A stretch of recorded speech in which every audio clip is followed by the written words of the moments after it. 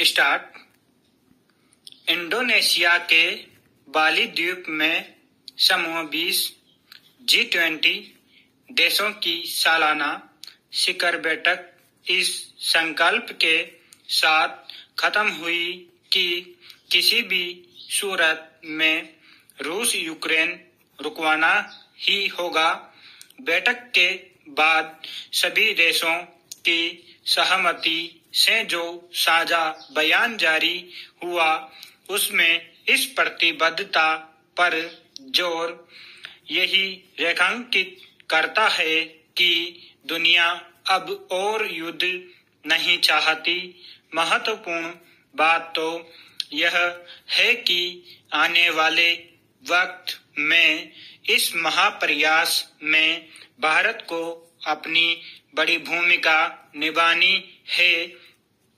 इसलिए भी कि अब समूह 20 की अध्यक्षता भारत को करनी है और अगली शिखर बैठक दिल्ली में होगी। रूस यूक्रेन युद्ध के संदर्भ में देखें तो समूह 20 एक महत्वपूर्ण संगठन इसलिए भी है कि इसमें वे विकसित और विकासशील देश शामिल हैं जो रूस यूक्रेन युद्ध के मुद्दे पर बटे हुए हैं। ऐसे में यह समूह युद्ध रुकवाने की मुहिम में कितना सफल हो पाता है यह वक्त ही बताएगा। यूक्रेन पर हमला करने वाला रूस भी इस समूह का सदस्य है।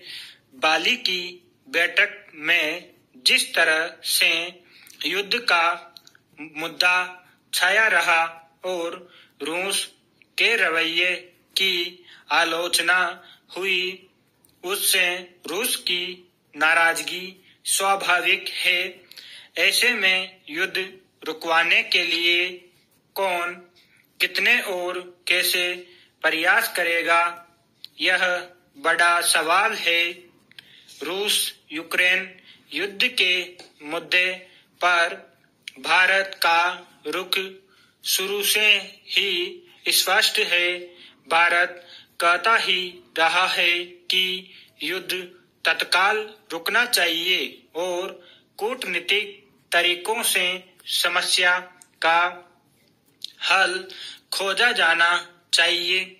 गौरतलब है कि इस साल सितंबर में प्रधानमंत्री नरेंद्र मोदी ने रूस के राष्ट्रपति व्लादिमीर पुतिन के साथ बातचीत में साफ कहा था कि आज का युग युद्ध का नहीं होना चाहिए। उनके इस संदेश गूंज बाली शिखर बैठक में भी सुनाई देने का मतलब साफ है कि अब कोई भी जंग नहीं चाहता। दुनिया के परिणाम कितने भयावह होते हैं यह सब देख ही रहे हैं। लगभग सभी देश किसी न किसी रूप में युद्ध की मार झेल रहे हैं। वैश्विक अर्थव्यवस्था की चूलें हिली पड़ी हैं। महंगाई से हर देश परेशान है। अर्थव्यवस्था में मंदी और महंगाई के साथ ऊर्जा संकट का सामना करना पड़ रहा है सो अलग।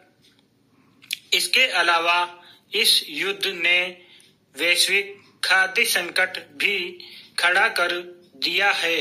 इसलिए अब उन देशों को युद्ध कूटनीतिक समाधान निकालने पर ज्यादा तेजी से काम करना होगा जो इस मुद्दे पर खेमेबाजी में फंसे हैं और युद्ध के कारण पैदा हालात की मार झेलने को मजबूर हैं।